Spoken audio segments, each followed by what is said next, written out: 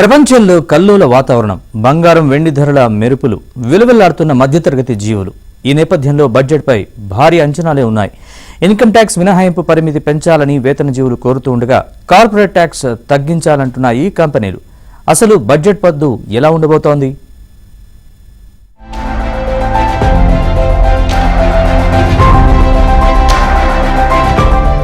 ఫిబ్రవరి 1నే budget ప్రవేశపెట్టనున్నారు కేంద్ర ఆర్థిక మంత్రి నిర్మలా సీతారామన్. ఎప్పటిలానే వచ్చే కేంద్ర బడ్జెట్ పైన మదుపరులు చాలా ఆశలు పెట్టుకున్నారు. కేంద్ర బడ్జెట్ అంటే అందరికీ కోటి ఆశలు. అందులోనూ క్యాపిటల్ మార్కెట్ మదుపరుల ఆశల గురించైతే ఇక చెప్పాల్సిన పనే లేదు. అమెరికా అధ్యక్షుడు డొనాల్డ్ ట్రంప్ సుంకాలు, పెరుగుతున్న అంతర్జాతీయ ఉద్రిక్తతలతో సెన్సెక్స్, నిఫ్టీ ఇప్పటికే బేరుపట్టులోకి జారుకున్నాయి.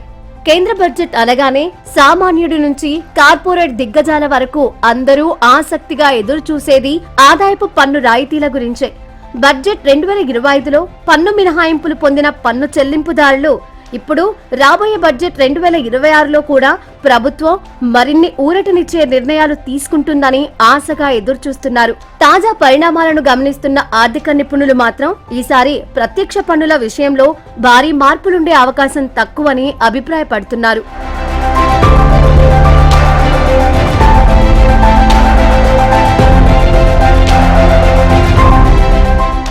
బడ్జెట్లో రక్షణ రంగ కేటాయింపులపై భారీ అంచనాలున్నాయి. భారత జవాన్లకు అత్యుత్తమ సాంకేతికతను అందించడమే ఈ బడ్జెట్ ప్రధాన లక్ష్యంగా సాగే ఛాన్స్ ఉంది. ఆపరేషన్ సింధూర్ నేర్పిన పాఠాలు, గ్లోబల్ ఏఐ పోటీని దృష్టిలో పెట్టుకుని ఈసారి రక్షణ బడ్జెట్ కేటాయింపులు ఉండాలని కోరుతున్నారు. అటు వ్యవసాయ రంగానికి సైతం కేటాయింపులు పెంచే ఛాన్స్ ఉంది. ఎందుకంటే ఇప్పటికే వ్యవసాయ రంగంలో వృద్ధి రేటు తగ్గిపోతోంది. ద్రవ్య స్థిరీకరణ ఎంత బలంగా ఉంటే దేశ ఆర్థిక వ్యవస్థ, క్యాపిటల్ మార్కెట్లకు అంత మంచిది. దాంతో దేశ విదేశీ మదుపరులకు మన ఆర్థిక వ్యవస్థపై నమ్మకం పెరిగి పెద్ద ఎత్తున పెట్టుబడులు ఆకర్షించొచ్చు. అంతర్జాతీయ పరపతి రేటింగ్ సంస్థలు మన దేశ పరపతి రేటింగ్ ను పెంచే అవకాశం ఏర్పడుతుంది. డాలర్తో సహా ప్రధాన కరెన్సీలతో రూపాయి మారకం రేటు పుంజుకుంటుంది. 2026-27 ఆర్థిక సంవత్సరంలో ద్రవ్యలోటు 4.2 లేదా 4.3% తగ్గించే అవకాశం ఉందని భావిస్తున్నారు. ప్రస్తుత జీడీపీలో 58% వరకు ఉన్న కేంద్ర ప్రభుత్వ రుణభారాన్ని 2031 మార్చి నాటికి 50% కుదిస్తామని ప్రకటించారు. ఈ రెండింటికి సంబంధించి వచ్చే కేంద్ర బడ్జెట్ లో సానుకూల ప్రకటనలు ఉంటే క్యాపిటల్ మార్కెట్ కు పెద్ద బూస్ట్ లభించినట్టే.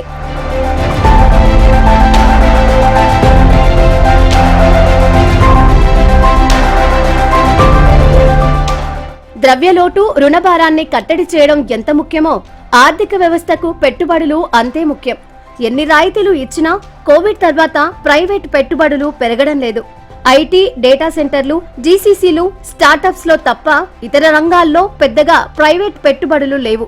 నిజం చెప్పాలంటే ప్రభుత్వ పెట్టుబడులే గత కొద్ది సంవత్సరాలుగా మన ఆర్థిక వ్యవస్థను ముందుకు నడిపిస్తున్నాయి.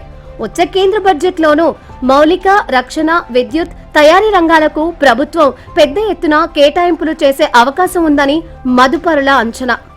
సరైన మౌలిక సదుపాయాలు లేకుండా ఏ దేశ ఆర్థిక వ్యవస్థ అభివృద్ధి చెందలేదు. చైనా, కొరియా దేశాల అభివృద్ధికి అంతర్జాతీయ స్థాయి మౌలిక సదుపాయాలే కారణం. దాంతో దేశ విదేశీ పెట్టుబడులు వెల్లువెత్తి ఉద్యోగ అవకాశాలు ఇబ్బడి ముబ్బడిగా పెరిగి ఆ దేశాలు ప్రధాన ఆర్థిక శక్తులుగా ఎదిగాయి. మన దేశం ఈ విషయంలో ఇటీవలే కొద్దిగా ముందంజ వేసినా ఇంకా చేయాల్సింది చాలా ఉంది.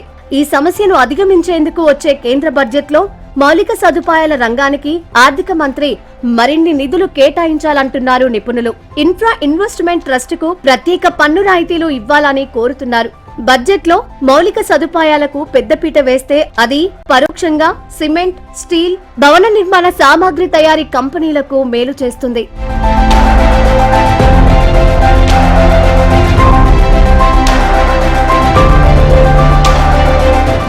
ప్రభుత్వ రంగ సంస్థల పెట్టుబడుల ఉపసంహరణపై నిర్మలా సీతారామన్ కీలక నిర్ణయం తీసుకునే ఛాన్స్ ఉంది. ప్రస్తుత ఆర్థిక సంవత్సరానికి 47,000 కోట్ల లక్ష్యంగా నిర్ణయించినా ఇప్పటి వరకు 10,000 కోట్లు కూడా పెట్టుబడుల ఉపసంహరణ జరగలేదు. పెట్టుబడుల ఉపసంహరణ ఎంత ఎక్కువగా ఉంటే ప్రభుత్వ రుణ సేకరణ అంత తగ్గి ఆర్థిక వ్యవస్థలో నిధుల లభ్యత పెరుగుతుంది. ఈ ఆర్థిక సంవత్సరంలో 50,000 నుంచి 60,000 కోట్ల రూపాయల పెట్టుబడుల ఉపసంహరణ లక్ష్యంగా పెట్టుకుంది ప్రభుత్వం. 2024-25 బడ్జెట్లో క్యాపిటల్ మార్కెట్లో వచ్చే దీర్ఘకాలిక మూలధన లాభాలపై 12.5% పన్ను విధించారు. అప్పటి వరకు ఏడాదికి మించి ఉంచుకొని అమ్మే లిస్టెడ్ కంపెనీల షేర్లు, ఈక్విటీ మ్యూచువల్ ఫండ్ పథకాల యూనిట్లు అమ్మగా వచ్చిన లాభాలకు పూర్తి పన్ను మినహాయింపు ఉండేది. ఏడాదిలోపు అమ్ముకుంటే వచ్చే స్వల్పకాలిక మూలధన లాభాలపై మాత్రమే 12.5% ఉండేది. ఇప్పుడు దీర్ఘకాలిక మూలధన లాభాలపై 12.5%, స్వల్పకాలిక మూలధన లాభాలపై 20% చొప్పున పన్ను విధిస్తారు. వీటిలో మినహాయింపుల్ని కోరుతున్నారు. ఈవీలకు మరిన్ని రాయితీలు లభించే ఛాన్స్ ఉంది.